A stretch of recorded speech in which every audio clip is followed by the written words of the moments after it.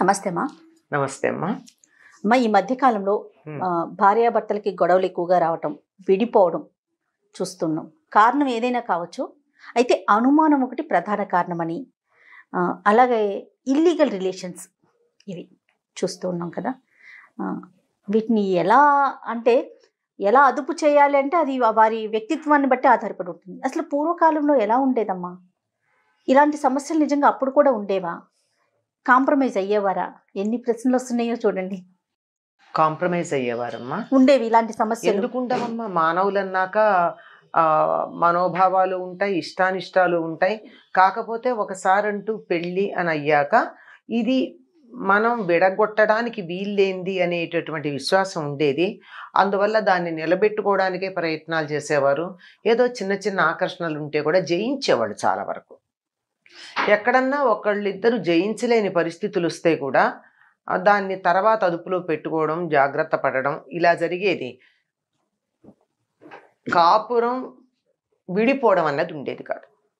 మనకి మంత్రాలు కలపడానికి ఉన్నాయి కానీ విడిపోవడానికి లేవమ్మా. విడిపోవడానికి మంత్రాలు ఉన్నాయా? లేవు. మరి ఎలా విడిపోతారు? మంత్రబద్ధంగా కదా మీరు పెళ్ళి అయ్యింది. అందుకనే చట్టపరంగా విడిపోతున్నారు కదా. చట్టం వేరు, నేను మాట్లాడేది ధర్మం వేరు. అవును అవును. ధర్మంగా మీరు మంత్రాలతో పెళ్లి చేసుకున్నారు. అవును. తర్వాత రిజిస్టర్ చేసుకుంటున్నారు కానీ ముహూర్తము, నలుగురిని పిలిచేది, భోజనం పెట్టేది, ఆ నలుగురు అక్షింతలు వేసేది. రిజిస్ట్రేషన్ చేసుకున్న తోట ఎవరు మీకు అక్షింతలు వేయటల్లా. వాళ్ళెవరో ఆమోదించారో లేదో కూడా అక్కర్లా. శుభలేఖ పట్టుకెడితే రిజిస్టర్ చేస్తున్నారు, అక్కడ సాక్షులు కూడా అక్కర్లా కదా. అవును. శుభలేఖ ఫోటో పట్టుకెడితే చాలు రిజిస్టర్ చేస్తున్నారు. అటువంటప్పుడు మీకు అది ఊరికే చట్టంలో మేము అయ్యిందే అని గుర్తుపెట్టుకోవడానికి పనికొచ్చింది కానీ నిజానికి మీకు పెళ్లి బంధం కలిసింది ఎక్కడా? మంత్రాలతో. విడిపోవడానికి మంత్రాలు ఉన్నాయా? లేవు కదా. మరి ఎందుకు ధైర్యం చేస్తున్నారు? అంటే వీటిని జయించలేక అమ్మా, రెండూ చూసుకుందాం. నేను ఇప్పుడు ఈ ప్రశ్నలో రెండు అంశాలను తీసుకొచ్చాను మీ ముందుకి. ఒకటి అనుమానం, అక్కడ సమస్య ఉన్నా లేకపోయినా అనుమానం అనే కోణంలో చూడటం ఒకటి, భార్య గాని భర్త గాని ఇరువురిలో. ఇంకొకటి ఇల్లీగల్ రిలేషన్స్. అంటే సగానికి సగం కారణాలు ఇవేనేమోనని నా భావన. మీరేమంటారు? చాలా వరకు ఇవి. కానీ వీటికి మౌలికంగా ఉన్నటువంటి బేస్ ఏమిటంటే భవనం ఇది.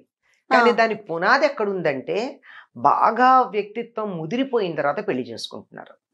నేను నా కంఫర్ట్ జోన్ నుంచి నేను బయటికి రాను, నేను సర్దుకోను, నా ఇష్టం వచ్చినట్టు ఉంటాను అనేటటువంటి ఎవరి అభిప్రాయాలు వాళ్ళు చాలా గట్టిగా సిమెంట్ అయిపోయి దృఢమైపోయినాక అయ్యాక అది అసలు బ్రేకే తప్ప సర్దుబాటు అన్నది లేనటువంటి స్థితిలోకి వచ్చిన తర్వాత పెళ్లిళ్ళు అవుతున్నాయి గనక ఈ సమస్య వస్తుంది. కాదమ్మా, సరైన వయసులో అంటే కనీసం మనం అనుకుందాం ఒక 21 నుంచి 25 లోపు ఆడపిల్ల కానీ మగపిల్లలు కానీ ఆ వయసులో పెళ్లి చేసుకున్నారు అనుకుందామమ్మా. ఒక 10 ఏళ్ళు కాపురం చేశారు. ఒకటి అనుమానం కావచ్చు, లేకుంటే ఇంకొక రిలేషన్ మెయింటైన్ చేయడం కావచ్చు, ఇద్దరిలో ఎవరో ఒకరు. అలాంటి సమస్య వచ్చినప్పుడు అర్లీగా పెళ్లి చేసుకోవటం వల్ల వీళ్ళు విడిపోరంటారా? అట్లా కాదమ్మా. ఇక్కడ ఏమవుతుందంటే 20 ఏళ్లకో 21 ఏళ్లకో పెళ్ళి అంటే ప్రస్తుతం ఉన్నటువంటి ఆహారం కారణంగాను, ప్రస్తుతం మనకున్నటువంటి ఎక్స్పోజర్ కారణంగాను వాళ్ళకి స్త్రీ పురుష భావం, స్త్రీ పురుష సంబంధాలకు సంబంధించిన అవగాహన 10-12 ఏళ్లకల్లా వచ్చేస్తుంది. ఈ రావడం వల్ల ఆకర్షణలు ఉన్నాయి. ఆకర్షణలతో ఆపుకుంటే కొంత పర్వాలేదు, ఏదో క్రష్ ఇలాంటి పదాలు వాడుతున్నారు. అవి ఆగకుండా అది భౌతికమైనటువంటి సంబంధాల దాకా కూడా వెళ్ళిన సందర్భాలు ఉన్నాయి. ఇవి బయటపడి కాపురాలు చెడిపోవడం, బయటపడి సంబంధం మధ్యలో బ్రేక్ అవ్వడం ఒకటైతే, నాకుంది గనక అవతల వాళ్ళకు కూడా ఉందేమో అనేటువంటి అనుమానం ఉంటుంది. తానెంతో జగమంత కదా. నాకు చిన్నప్పుడు నేను చదువుకునేటప్పుడు నా క్లాస్మేట్ మీద నాకు క్రష్ ఉండేది. నా భర్తకు కూడా ఉండే ఉంటుంది ఎవరి మీదో, నా భార్యకు కూడా ఉండే ఉంటుంది ఎవరి మీదో. దీనికోసం నేను సెర్చ్ చేయడం మొదలుపెట్టి ఎక్కడో వాళ్ళ కాలేజీ లెవెల్లో ఉన్న ఫోటోనో మరేదో, ప్రస్తుతం అయితే ఈ సెల్ ఫోన్లో ఏదో ఫేస్బుక్లో వీటిల్లో ఎక్కడో ఏదో ఒక క్లూ చిన్నది దొరికితే అనుమానం నా మనసులో ఉంది కదా, అది అలా అలా అలా అలా అల్లుకుపోతుంది. ఇది కారణమయ్యి బాధించటం ఉంది. ఎప్పుడైతే నాకే ఎటువంటి ఎఫైరు లేదో, నేను చదువుకునే రోజుల్లో చదువు మీద దృష్టి తప్ప పెళ్ళి అనేదాకా నేను దాని గురించి అసలు నా జీవిత భాగస్వామి గురించి ఆలోచించలేదో, నా జీవిత భాగస్వామికి అటువంటిది ఉంటుంది అన్న ఆలోచన నాకు రాదే. నాకుంటే కదా వచ్చేది. ఎప్పుడైతే అనుమానించడం మొదలు పెడతారో రెండో వాళ్ళకు వచ్చేస్తుంది. ఈ అనుమానం పెనుభూతం అని చెప్పారమ్మా. అనుమానం ఉంటే ఆ దృష్టితో చూస్తే ఏది కూడా దానికి అనుగుణంగానే కనపడుతుంది. అన్నా చెల్లెలు కలిసి వెడుతుంటే కూడా అనుమానం దృష్టితో ఉన్నప్పుడు ఏదో బజార్ ఎడతారండి. బజార్ ఎడితే పెళ్ళికి రాలేదు ఆయన, వీళ్ళ పెద్దమ్మ కొడుకో పిన్నమ్మ కొడుకో బజార్లో కలిశారు. ఇద్దరు కలిసి మాట్లాడుకున్నారు. ఈ పెళ్లిలో ఈయన చూడలే అయ్యగారు. అంచేత వాళ్ళిద్దరిని చూడగానే అనుమానపడతాడు, మనసులో అనుమానం ఉంది గనక. లేకపోతే ఇంటికి వచ్చాక ఇందాక నువ్వు షాపింగ్ మాల్లో ఎవరితోనో కలిసి ఎడుతున్నావు అంటే నీకెట్లా తెలుసు అని అడుగుతుంది. నేను కారులో పెడుతున్నాను, ఆన్ డ్యూటీ కనపడా, ఓ వాడా ఫలానా వాడు, ఇదిగో మా చుట్టం ఇది పెళ్ళికి రాలేకపోయాడు, ఇంటికి రమ్మన్నాను అని చెప్తుంది, అయిపోతుంది. కానీ అది లేకుండా ఉండేటప్పటికీ అతను ఎవరో అనే అనుమానం వస్తుంది కదా. ఇదే అమ్మాయి కూడా భర్త గురించి అలాగే అనుమానపడేటటువంటి అవకాశం ఉంది. ఈ అనుమానాలు ఎక్కడ దాకా పెడతాయంటే మనస్సులో అనుమానం అనే బీజం ఉండాలి, కానీ ప్రతి సంఘటన దానికి తోడ్పడి నీళ్లు పోసి మొలకెత్తి కొమ్మలు వచ్చేట్టు చేస్తుంది. కనుక అసలు ముందు ఎదుటి వాళ్ళని అనుమానించడం అనే దాన్ని పక్కకు పెడితే సగం కాపురాలు బాగుంటాయమ్మా. వాళ్ళ సెల్ ఫోన్లు చూడడం, వాళ్ళ వాట్సాప్ మెసేజ్లు చదవడం, వాళ్ళ ఫేస్బుక్ అకౌంట్స్ ఓపెన్ చేయడం, ఇట్లాంటివన్నీ మానేయాలి. ఫస్ట్ ఆఫ్ ఆల్ కాపురాలు నిలబడాలి అంటే ఒకళ్ళ ఫేస్బుక్ అకౌంట్లు, ఒకళ్ళ ఫేస్బుక్ అయితే అందరికీ కనపడుతుంది కనుక దాని కాదు, ఈ వాట్సాప్లు మెసేజ్లు చూడడం మానేస్తే బాగుంటుంది. పూర్వకాలం ఏం చెప్పేవాళ్ళు అంటే ఒకళ్ళ డైరీ ఒకళ్ళు చూడకూడదు అనేవారు. డైరీ రాసుకునేవాళ్ళు కనుక ఎంత భార్యాభర్తలైనా చూడకూడదనే నియమం ఉండేది. అసలు ఒకరి ఫోన్ ఒకరు చూడకూడనన్ని సీక్రెట్స్ ఏముంటాయమ్మా భార్యాభర్తల మధ్య? అలా ఉండటం కరెక్టేనా? మరి ఇప్పుడు పాస్వర్డ్ అనేది పెట్టుకున్నారనుకోండి, ఎదుటి మనిషికి ఖచ్చితంగా అనుమానం వస్తుంది కదా, నువ్వేదో దాస్తున్నావు అనే ఆలోచన వచ్చేస్తుంది కదా. వచ్చేస్తుంది. మరి అంత ప్రైవసీ ఎందుకు మెయింటైన్ చేయటం? అది వైఫ్ అండ్ హస్బెండ్ లో. అంటే వైఫ్ అండ్ హస్బెండ్ అంటే పాస్వర్డ్ ఎంతమంది కోసం పెడతారో, భార్య కోసమని ఎందుకు అనుకోవాలి? ఆఫీస్ వాళ్ళు అవ్వచ్చు, ఫోన్ అక్కడ పెట్టి బయటికి వెడితే ఎవరన్నా చదువుతారనొచ్చు, పిల్లలు అవ్వచ్చు, ఇంకోటి అవ్వచ్చు. అసలు అనుమానమే. అది పాజిటివ్ గా తీసుకోమంటారా? అది పాజిటివ్ గా తీసుకోవాలి. కానీ నువ్వెందుకు చూడాల్సి వస్తుంది? నీకెందుకు అనుమానం ఉంటే కదా చూస్తున్నావు. అనుమానం లేకపోతే చూడాల్సిన పనేముంది? కనుక అనుమానం అనేది పెనుభూతమమ్మ. అనుమాన పడకూడదు ఫస్ట్ ఆఫ్ ఆల్. అసలు జీవితంలో ఎప్పుడైనా సరే భార్యాభర్తల మధ్య ప్రధానంగా ఉండాల్సిందే నమ్మకం. అయితే మోసం చేసేవాళ్ళు లేరా అంటే ఉన్నారు, లేరని చెప్పడానికి వీల్లేదు. ఇది ఒక కోణం. ఇది ఒక కోణం. మోసం చేసేవాళ్ళు ఉన్నారు, లేకపోవడం ఏముంది? తప్పనిసరిగా నేను చెప్పాను కదా, మనకు ఉన్నటువంటి ఎక్స్పోజర్ కారణం కావచ్చు. ఫోన్ ఓపెన్ చేస్తే, వాట్సాప్ ఓపెన్ చేస్తే, మనం ఏదన్నా మెయిల్ ఓపెన్ చేస్తే ఎన్ని స్పామ్లు వస్తున్నాయి పనికిరానివి. అవన్నీ కూడా రకరకాల ఇంపాక్ట్స్ మనసు మీద కలిగించే అవకాశం ఉంది. అందువల్ల వాటి కారణంగా ఏదో రకమైన ఉద్రేకాలకు ఎప్పుడోప్పుడు లోన్ అవుతూనే ఉంటారు. కానీ దాన్ని జయించగలిగినటువంటి వాళ్ళే ఉత్తమమైనటువంటి వాళ్ళుగా పరిగణించబడతారు. దీనికి మనకు అందరూ చెప్పే మాట ఒకటి ఉంచండి. రవీంద్రనాథ్ ఠాగూర్ ఒక మాట అంటాడు, చేస్టిటీ is the gift to be given to your life partner అంటాడు. నీకు శీలం, నీ క్యారెక్టర్ ఉండడం దేనికంటే నీ జీవిత భాగస్వామికి నువ్వు ఇవ్వగలిగినటువంటి అతి విలువైన బహుమానం.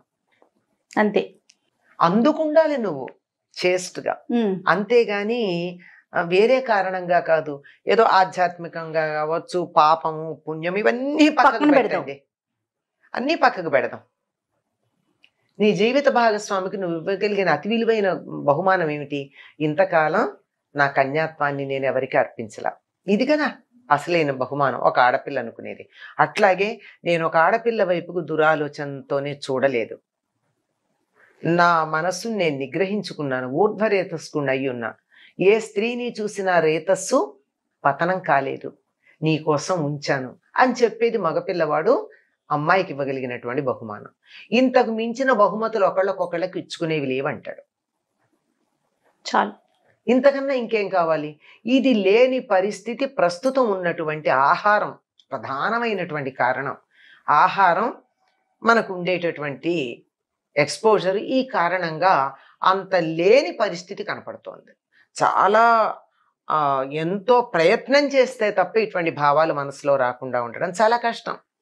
అటువంటి దాన్ని అదుపులో పెట్టుకోగలగడానికి ఇంట్లో వాతావరణం సహకరించాలి, కుటుంబ సభ్యులందరూ సహకరించాలి, ఎవరికి వాళ్ళకి తమ మనస్సు మీద తమకు అధికారం ఉండాలి. ఇవి లేకపోవడం వల్ల ఇవన్నీ బిఫోర్ మ్యారేజ్ కొన్ని రిలేషన్స్ ఉంటున్నాయి. ఏ స్థాయి అన్నది ఇట్ మే డిఫర్. వెర్బల్ కావచ్చు, మరోటి ఇమోషనల్ కావచ్చు, మరో స్థాయి కావచ్చు, ఇన్ని రకాలుగా ఉంటాయి. వాటిని కనీసం వివాహంతో సీల్ చేయాలి, ఆపాలి. ఖచ్చితంగా కొనసాగించినప్పుడే సమస్య వస్తుంది. ఇది ఎప్పుడైతే ఒక అమ్మాయి కానీ అబ్బాయి కానీ తన జీవిత భాగస్వామి మరొకరితో జీవితాన్ని పంచుకుంటున్నారు అంటే భరించడం చాలా కష్టం అమ్మా, చాలా కష్టం.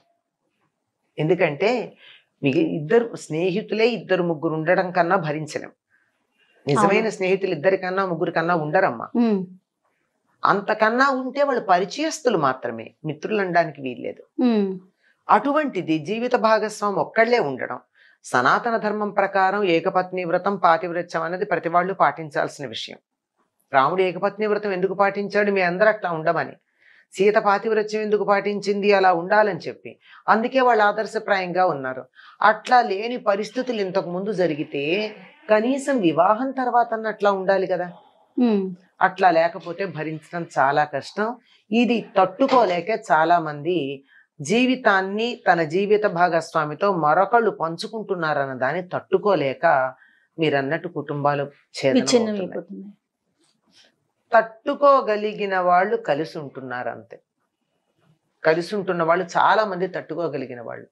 దీనికి నేను అన్నానని మీరేమి అనుకోకూడదు, కానీ ప్రస్తుతం మనకున్నటువంటి సమాజంలో ఈ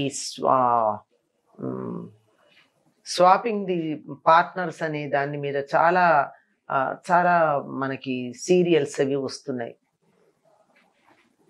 అవునమ్మా. ఇవాళ ఒక ఎపిసోడ్ చూసి 10 రోజుల తర్వాత చూస్తే ఎవరెవరి భార్యో ఎవరెవరి భర్తో తెలియని పరిస్థితి.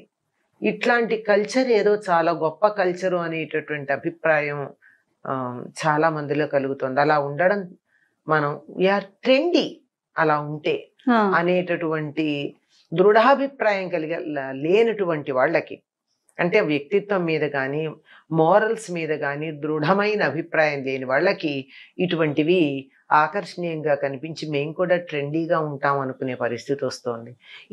ఒకటి కాదమ్మా కారణాలు, మౌలికంగా విలువలు లేవు అంతే. కానీ చూడండి ఎన్ని అంశాలు వస్తున్నాయి కదమ్మా. ఒకటి కాదు రెండు కాదు. అన్నీ ఈ విషయం ఏదైతే ఉందో ఇది కనీసం కొన్ని వందల సామాజిక అంశాల యొక్క కంప్యూటెడ్ రిజల్ట్. ఇది ఒకటి కాదు. నేను చెప్తున్నా, ఆహారం దగ్గర నుంచి, విహారం దగ్గర నుంచి, అలవాట్ల దగ్గర నుంచి, మీడియా దగ్గర నుంచి అన్నీ